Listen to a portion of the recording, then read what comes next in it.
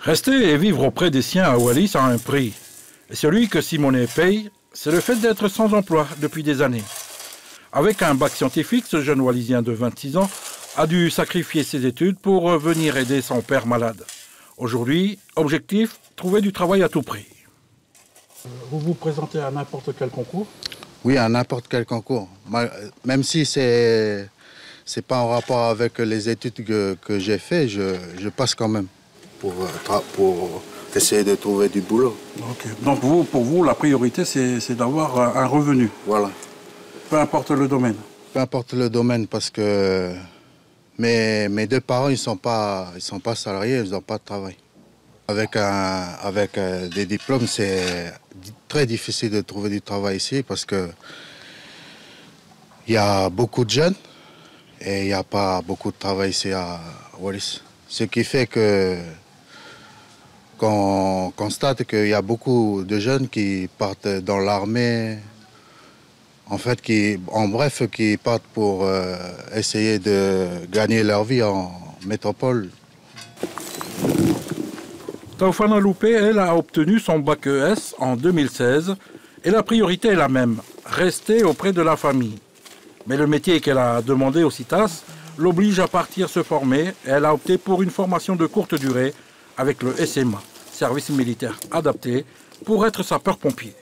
Quand j'étais au collège, je pensais que le métier de secrétariat c'était bien, mais au fil du temps que je suis rentrée au lycée et que j'ai vu ce métier-là, je me suis dit que non, c'est pas ce métier-là que je veux. C'est pour ça que je me suis tournée vers le métier de pompier. Comme dans ce métier-là, on peut sauver des vies et qu'on bouge tout le temps, ben, c'est pour ça que je l'ai choisi. Des demandes de formation, le CITAS en reçoit quasiment tous les jours. Les domaines les plus demandés sont les métiers du bâtiment, de la restauration et du commerce. Mais il y a aussi tous ces nombreux jeunes qui débarquent ici sans vraiment savoir ce qu'ils veulent.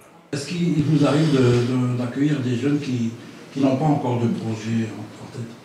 Alors oui, on a aussi le jeune qui vient nous voir et qui n'a pas de projet.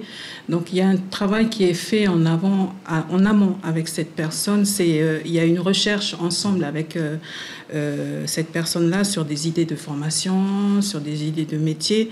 On met en place avec lui des stages de découverte de métier, justement pour lui permettre de faire émerger une envie de faire quelque chose. Et vous en recevez beaucoup de jeunes comme ça? Il y en a pas mal. En 10 ans, plus de 250 jeunes wallisiens et foutouniens ont choisi l'armée comme porte de sortie. La formation professionnelle AFPA ADOM a envoyé, elle, pas moins de 500 jeunes depuis 2001. Ces dernières années, 20 jeunes par an. Et sur cette vingtaine, en moyenne, 2 personnes rentrent au pays à l'issue de leur formation.